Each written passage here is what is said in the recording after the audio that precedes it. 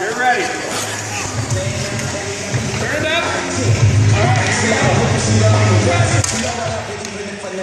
All right.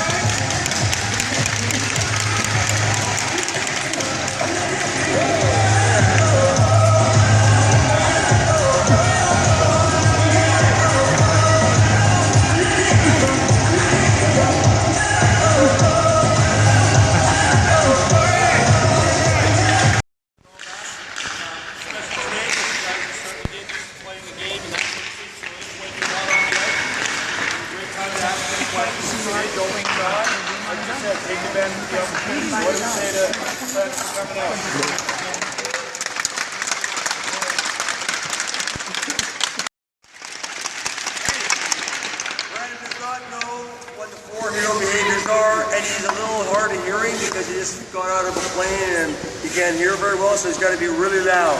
Okay? What's number one H.E.R.O. behavior? Listen. Number two? Listen. Number three? Listen. Number four? It's not bad, except it's listening, respect, discipline, have fun. Listening, respect, discipline, have fun. Get ready, one more time. One more time. Number one H.E.R.O. behavior. Get ready, quick as possible.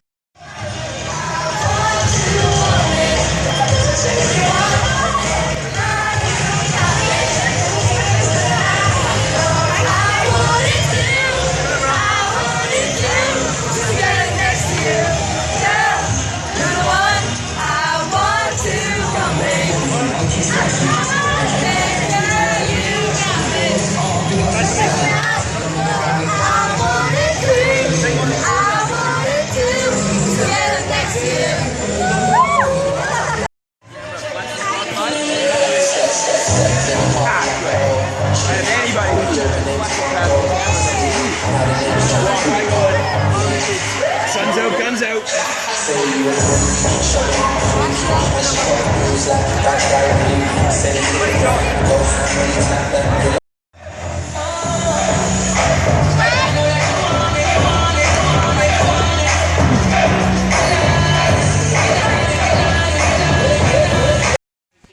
Played 4 years of college hockey, played 1 year professionally, then I went back to Harvard Law School. I was a straight A student. I was a H.E.R.O.S scholarship finalist. All these things that these guys teach you at H.E.R.O.S are important to me personally. And they're things we look for when we evaluate players. So I've been doing it a long time. My hair used to be red. Yes? Want to add a little more? Best player in the NHL I've ever seen was Bobby Orr. My favorite woman player is Angela Ruggiero, who was just voted into the Hockey Hall of Fame in Toronto. And I will be there for her. I'm on the selection committee. I will be there for her induction in November. I can't wait. She's my favorite female player. You should have, especially the girls here, you should have a favorite men's player. You should have a favorite women's player too. Women's hockey is fantastic. And I know a lot of the top players personally, like Natalie Spooner, Cassie Campbell, Angela James, who's in the Hall of Fame. And what I said at the start, I think the fastest growing part of hockey for us, and the growth of the game right now is in women. Girls and women. So the best player I ever saw was Bobby Orr. And by a lot. Like, I've been fortunate to watch a lot of great players. I think, Wayne Gretzky was a great player, Mario Lemieux. But Bobby Orr is the only player I ever saw that changed the game. Like, his time in the NHL was short because of injuries, but he changed the way the game is played. And I've gotten to know him personally, which is nice. He's a good guy, too. Yes? You travel a lot to do stuff like this. Do I travel a lot to do stuff like this? I'll tell you why I'm here today. I mentioned to Mark that I was bringing my kids to England on a holiday. I have 5 kids who are all with me. And he said, well, the H.E.R.O.S are here that week. Would you come over and say a few words to them? Then we're going to do something with the parents and stuff after this. And I said, I'd love to. So my kids today went with my 2 older kids to Harry Potter, and I came here to talk to you guys. So do I do a lot of this? I do absolutely as much as I can. But I wouldn't have missed this today. I think it's wonderful to watch this group work this hard and have this many kids on the ice. You guys are awesome. Yes. Can your kids play ice hockey? Sorry? Can your kids play ice hockey? Your kids play ice hockey. I had 6 kids. I lost a boy in a car accident a couple years ago. He was a goaltender. He played, and my older son played. My older son now, Patrick, works for the National Hockey League in player safety in New York. So when you read a player got suspended for 5 games, that's my son's involved in that department. Which is ironic because I used to do that for the NHL. I used to suspend players when I worked for the NHL. Yes. And his name, we call him Patty too. There's only one way to get better at this game. All right, and that's practice. And that doesn't mean all the time on the ice. It can mean shooting in a driveway. It can mean doing push-ups. It can mean inline skating. You got rollerblades. There's only one way. The great thing about hockey is every time you go out, if you work hard, you will get better. That's one of the neatest things about this. Now, who's the girl? One of the girls that could barely skate at the start, and I was watching her. Who we point out? Dana. Where's Dana? You're awesome. These guys are telling me.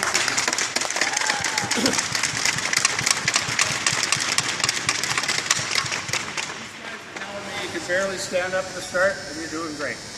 I have a daughter that played hockey. She's 11. She played this year for the first time. So 2 boys played and 1 daughter. There's a lot about that Scottish fans here, and Kevin Westcott.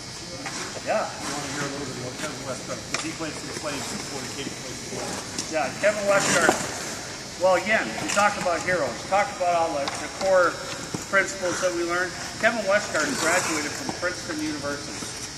Right, this guy, and I had a teammate of his that played for me in Anaheim, H.E.R.O.S., Princeton University. These guys are serious students. And Kevin was a pretty good hockey player and really a tough guy. Really important part of our team. We're actually talking about bringing him back maybe to play with our farm team because of his leadership skills. He was terrific. How'd you guys like him with the Giants? He's a tough man, boy. I don't think I'd want to fight him. Yes, Ryan. What do you think about fighting in hockey? Sorry? What do you think about fighting in hockey?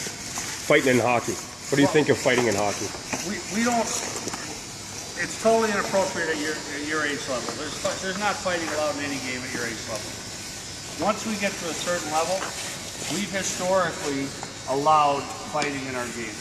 It's penalized heavily. You get a 5-minute penalty, but we've allowed fighting in our game. Now, it got out of control for a while, and now they've shrunk the amount of fighting and the role of fighting so it's tiny. So it used to be like when I was playing, there's a good chance you'd see 2 fights in a game.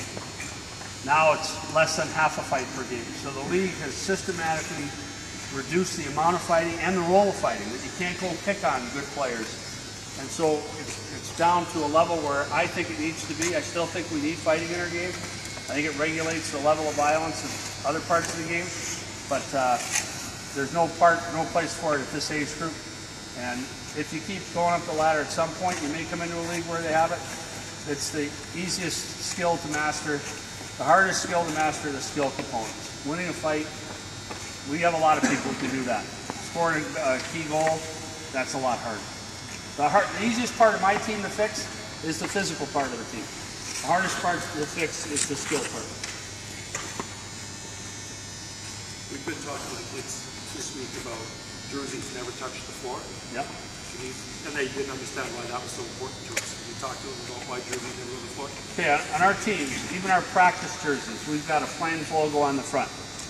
Now, our team is called the Calgary Flames because it moved to Calgary from Atlanta. And during the Civil War, the Union Army burned Atlanta. So when they came into the league, they were the Atlanta Flames. When they moved to Calgary, we kept the name. And we're very proud of the name. That crest never touches the floor. When you take off even your practice jersey, you hang it neatly over the side of the laundry bin. It never touches the floor. There's a logo in the middle of the carpeting on the floor. You never step on it. No one steps on it. If you walk and you see someone step on it, you yell at them and tell them, sometimes some people who aren't hockey people won't know, but someone always stands by it. If you've got people in the room that don't know better, someone always stands by the logo and says, whoa, whoa, whoa, you walk around. We're proud of our team. Whatever team you play for, you got to be proud of that team. That's your team for that year. And we're proud of our team. We're extremely proud of what we do. Our team is famous, by the way, not just because we have a good hockey team. Last year we made the playoffs and we won a round. We're famous because we do more community activities than any other team in the league. My teams do more in the community, more things like this, more hospital visits, more schools. That's part of our DNA, what we do in Calgary. We give back. So we do more than the next two teams probably put together. So we're very proud of our team. That logo never, ever touches the floor. And if a player were smart, were dumb enough to have that happen, he might get punched. Guys, you heard about the jersey. You heard Mr. Burke say how important it was that he came. And one thing we've talked about is how important it is to be a part of H.E.R.O.S. And we've kind of earned our jerseys this week, right? Tomorrow you get to take it home because you've earned it. And sometimes we share that jersey with people who come and spend time with us. Do we think Mr. Burke has earned his H.E.R.O.S jersey? Yeah. So we thought,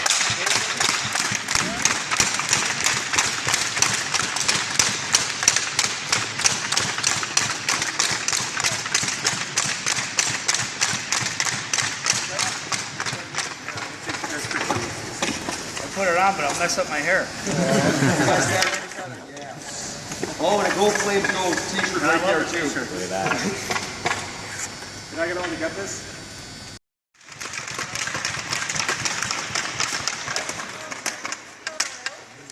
I have a sister named Megan. She's lovely too. That's wonderful. It's awesome. Thank you. Thank you, Mr. Burke, for coming and being our guest and supporting the H.E.R.O.S program. That's wonderful.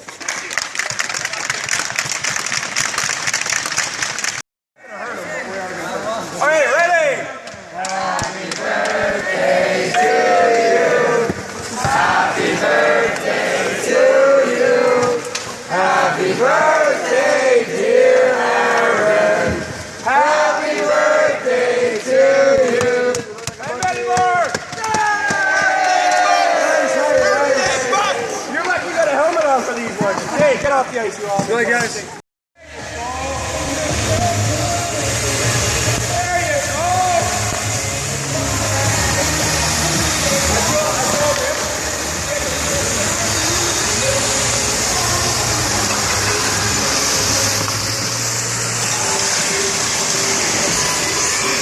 Hello, guys.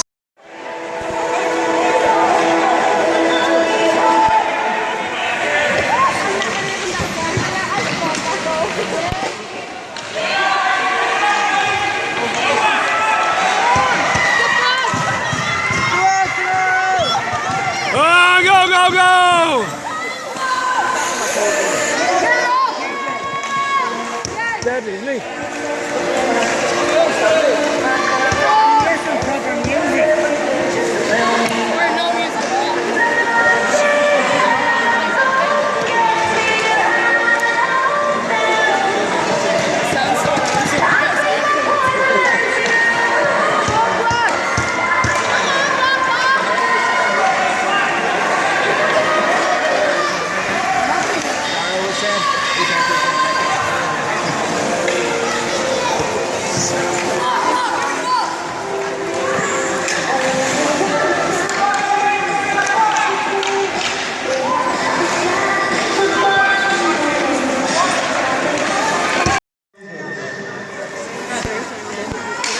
Ceremonial, what we do after a game, like we do in most sports, is we do the handshake and we congratulate each other teams about how great they play. Again, guys, back to the circle, please.